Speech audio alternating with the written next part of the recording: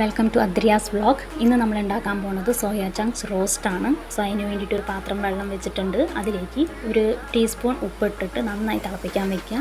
നന്നായി തിളച്ച് വരുമ്പോൾ അതിലേക്ക് നമ്മുടെ സോയ ബോൾസ് ഇട്ട് കൊടുത്തിട്ട് ഗ്യാസ് ഓഫ് ചെയ്യുക. എന്നിട്ടൊരു 5 മിനിറ്റ് ആ ചൂട്ടോടെ തന്നെ ഇരുന്ന് ഒരു 5 മിനിറ്റ് അവിടെ ഇരുന്ന് അതൊന്ന് ചൂടാറി കഴിയുമ്പോൾ നന്നായി അത് പിഴിഞ്ഞെടുക്കാം. എനിക്കിതിൻ്റെ വീഡിയോ എടുക്കാൻ പറ്റിയില്ല. അപ്പോൾ പിഴിഞ്ഞെടുത്ത് കഴിയുമ്പോൾ നമുക്ക് ഇതേപോലെ കിട്ടും.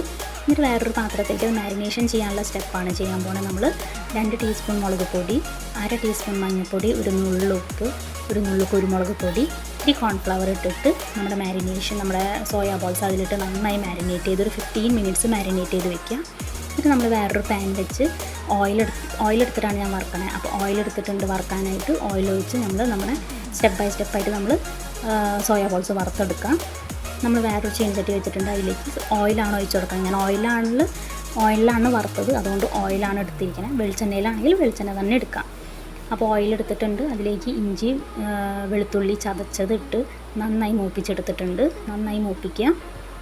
അത് മൂത്ത് വന്ന് കഴിയുമ്പോൾ നമ്മുടെ സവാള, പച്ചമുളക്, വേപ്പില ഇതും കൂടി ഇട്ടിട്ട് നന്നായി ഗോൾഡൻ ബ്രൗൺ ആവണ വരെ ഇത്തിരി ഉപ്പിട്ടിട്ട്, ഒരു നുള്ളു ഉപ്പിട്ടിട്ട്, നമ്മൾ ഉപ്പ് സോയ ബോൾസ് വേവിച്ചപ്പോൾ ഉപ്പിട്ടിട്ടുണ്ട്. പിന്നെ ആ മാരിനേഷനിൽ ഉപ്പിട്ടിട്ടുണ്ട്. അതുകൊണ്ട് ഇതിലേക്ക് ഒരു നുള്ളു ഉപ്പിട്ടിട്ട് സവാള വഴണ്ട് വരാനുള്ള ഉപ്പ് മാത്രം ഇട്ട് കൊടുത്ത് നന്നായി ഗോൾഡൻ ബ്രൗൺ ആവണ വരെ വഴറ്റിയെടുക്കാം. നന്നായി വഴണ്ട് വരുമ്പോൾ അതിലേക്ക് നമുക്കൊരു 1/2 ടീസ്പൂൺ മഞ്ഞൾപ്പൊടി ഇട്ട് കൊടുത്ത് നന്നായി ഒന്നും കൂടി എല്ലായിടത്തും ഒന്ന് മിക്സ് ചെയ്ത് കൊടുക്കാം. എന്നിട്ട് അതിലേക്ക് നമുക്കൊരു 2 ടീസ്പൂൺ മല്ലിപ്പൊടി ഇട്ടിട്ട് നന്നായി അതൊന്ന്